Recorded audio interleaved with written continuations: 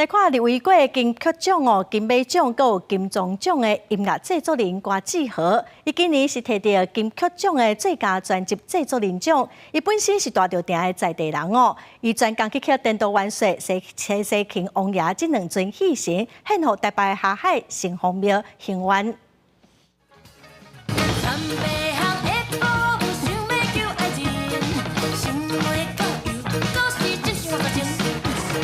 歌曲当中结合传统乐器和现代流行歌，董君生的专辑并演转成熟，由瓜子和摕到第34届金曲奖最佳专辑制作人。伊自创作音乐以来，已经包办3金入围。为着要献愿，委托庙方请师傅庄新尊，原来新妇是由饼场艺术的李玉生所做。自8早起，瓜子和专工来到台北下海城隍庙，要甲这两尊神敬献给庙方。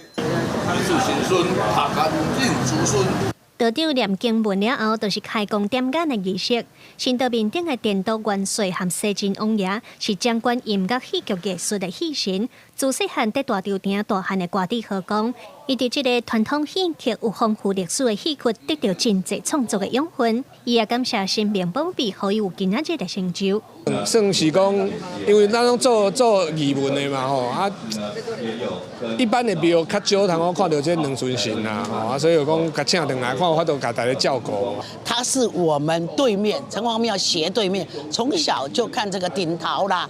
是咱来讲你所谓的戏曲啦、戏啊看足多，过来过一个，伊本身对音乐各方面这个也是一个原因，所以在这里有这个